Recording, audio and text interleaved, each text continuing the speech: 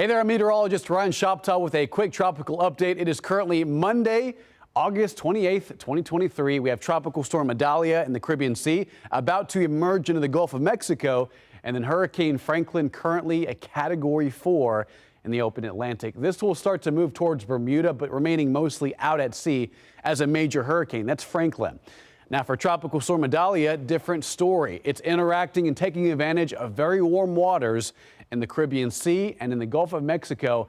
And it's been changing in its movement in the last 24 to 48 hours, being somewhat stationary between Mexico and Cuba, but now has a movement to the north at 8 miles an hour. So that's a slight change, an update from this morning and this afternoon. And currently winds are at 65 miles an hour around the center of circulation.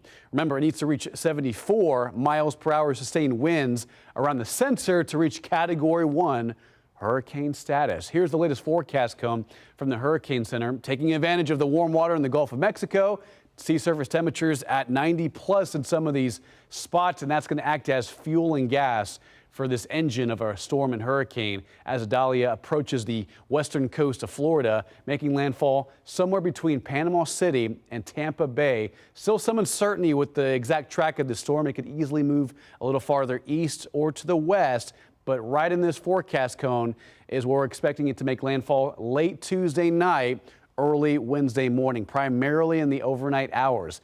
Take a look at a closer look at landfall. Again, near Category 3.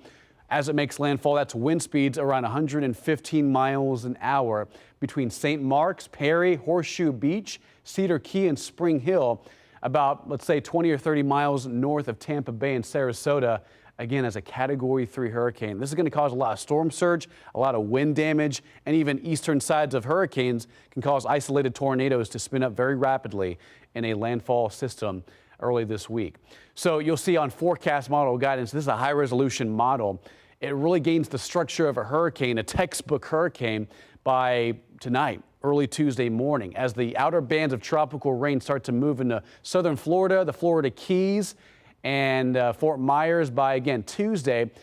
Bands on and off, tropical rainfall, heavy amounts of rain in less than 24 to 48 hours. But again, the structure of Idalia is going to gain that type of look late Tuesday night, early Wednesday, where it'll tap into the warm water and just continue to produce latent heat, wrap itself around the center of circulation, and then make landfall sometime early Wednesday morning. We're thinking about 2, 3, 4 a.m.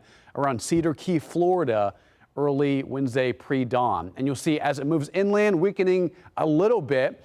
But remember, it has a moisture source in the Atlantic, so it's going to continue to feed in the feeder bands of tropical rain from Charleston to North Carolina, all the way up into Virginia, where tropical rainfall amounts could exceed 6, 8 inches by Wednesday and Thursday as it reemerges over land by Thursday evening, Thursday night.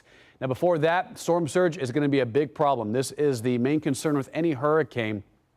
Right in this area between Cedar Key, east of Panama City, and north of Tampa Bay, in this red region, forecast storm surge amounts levels are going to be between 7 and 11 feet.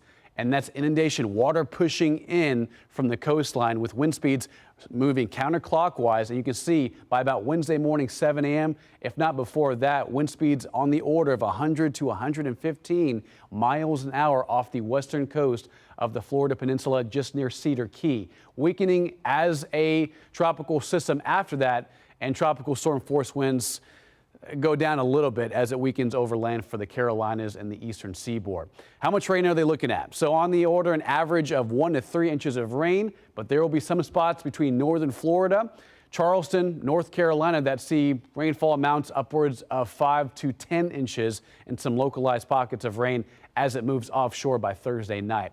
Here's a list of hurricane and tropical storm names for the rest of the season. We're about halfway through.